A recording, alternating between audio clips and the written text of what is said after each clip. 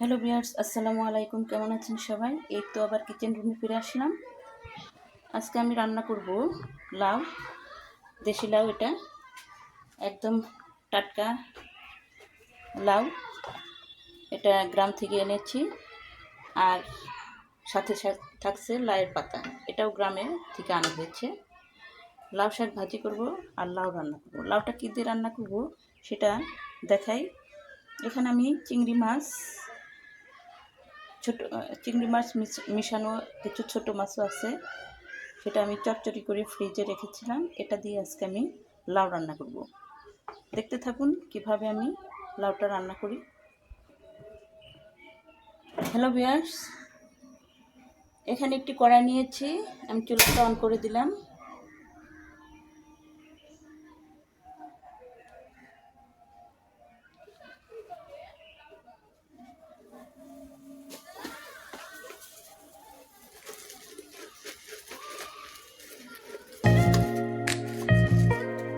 প্রথমে আমি লাউ রান্নার জন্য এখানে কড়াইটা গরম হয়ে গেছে, জিরা ভেজে নেব। জিরাটা আমি গুঁড়ো করে দেব।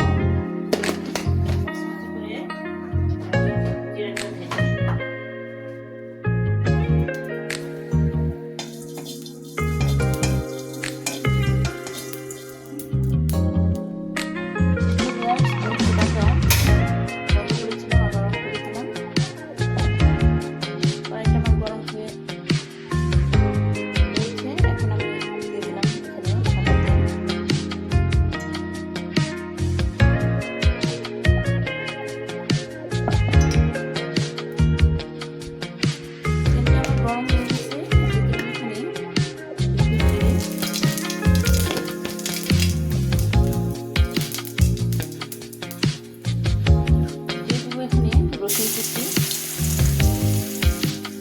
দিয়ে দিচ্ছি, এখানে পেঁয়াজ কুচি আর কাঁচামরিচের কয়েকটা ফালি।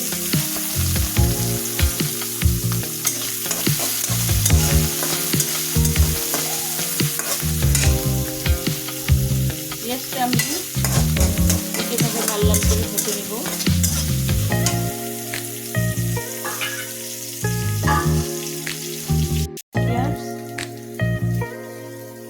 এখানে আমার পেঁয়াজটা লাল লাল হয়ে গেছে, দিয়ে দিলাম লাউগুলো।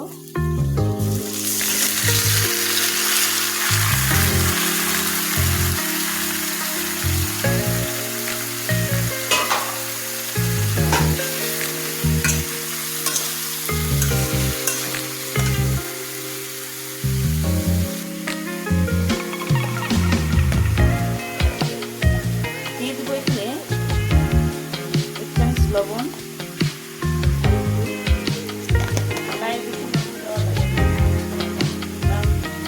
বেশি লবণ দিলে একটু হয়ে যায়, স্বাভাবিক মতো দই ভালোভাবে নাড়াচাড়া করে নিচ্ছি।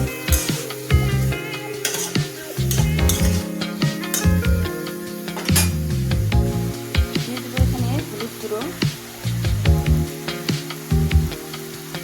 পরিমাণ মতো, দিয়ে দেবো এখানে ধনিয়ার গুঁড়ো, আর দিয়ে দেবো সামান্য একটু মরিচের গুঁড়ো। ঝালটা একটু কম দেব, তাই একটু ঝালটা কম হলে ভালো লাগে। লাউটা একটু ঢেকে দিলাম কিছুক্ষণের জন্য। হ্যালো ভিউয়ার্স, দেখি লাউয়ের কি অবস্থা।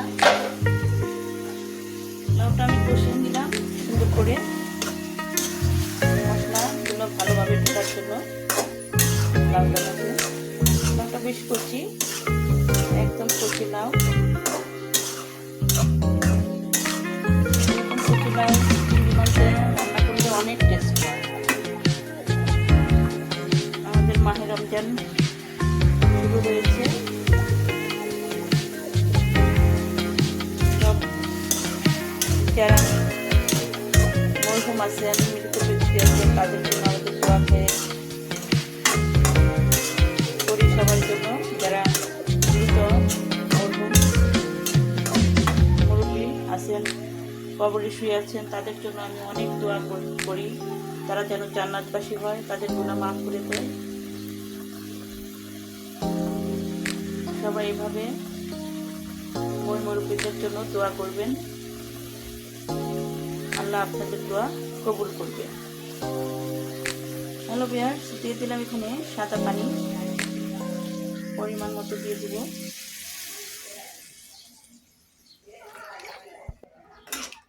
লাউটা আমি এখন ঢেকে দেব। হ্যালো ভিউয়ার্স, লাউটা আমার ভালোভাবে সেদ্ধ হয়ে গেছে। এখন আমি চিংড়ি মাছগুলো দিয়ে দেব লাউয়ের মধ্যে।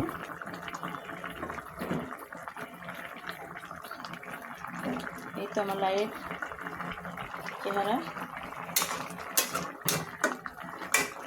অনেক সুন্দর একটা আকর্ষণীয় কালার হয়েছে। এখন আমি দিয়ে দিলাম মাছগুলো।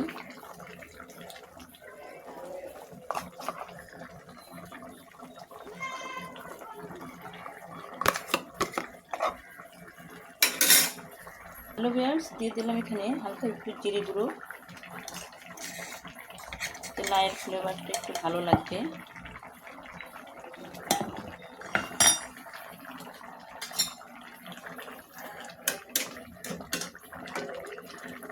চিংড়ি মাছ, ছোটো দেশি চিংড়ি মাছ দিয়ে লাউ রান্না করলে অনেক টেস্টি লাগে, বেশ মজাদার হয়েছে।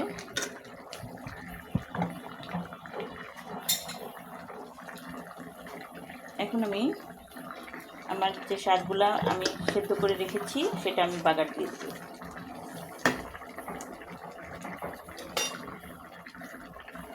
আমার লাউ রান্না হয়ে গেছে, আমি চুলাটা অফ করে দিলাম।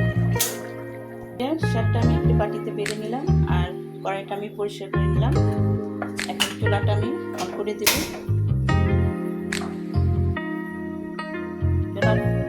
কড়াইটা গরম হতে থাক। কড়াইটা আমার গরম হয়ে গেছে, দিয়ে দিলাম এখানে সাদা তেল। এখন আমি দিয়ে দেবো একটা শুকনো মরিচ কেটে।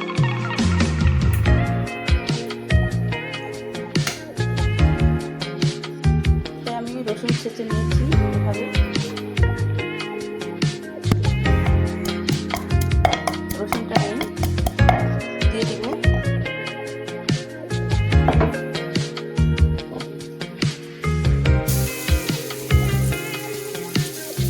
শাকের মধ্যে এভাবে রসুন দিয়ে ছেঁচে দিলে অনেক টেস্টি লাগে। রসুনটা ছেঁচে দিলে অনেক টেস্টি লাগে।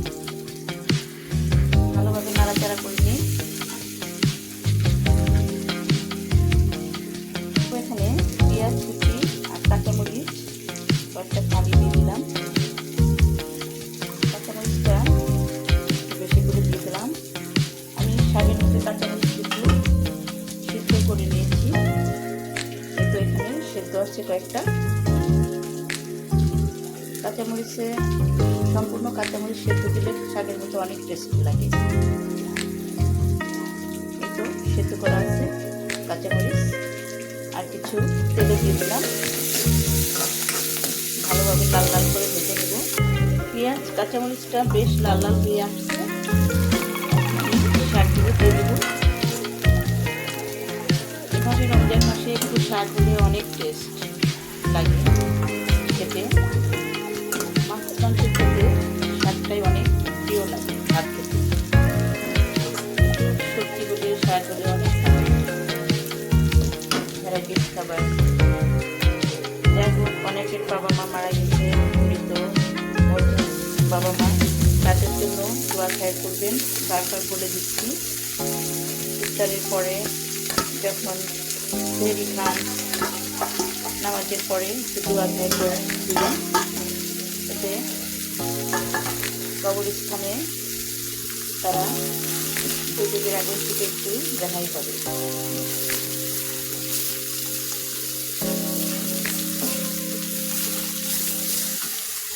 আজকের রেসিপিটা কেমন লাগলো অবশ্যই লাইক এবং কমেন্ট করে জানাবেন।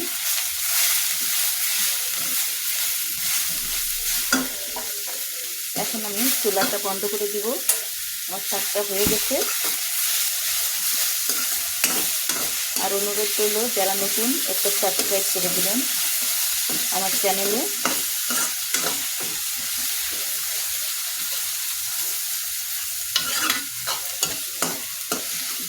এই তো আমার শাক রান্না হয়ে গেল, কত লোভনীয়।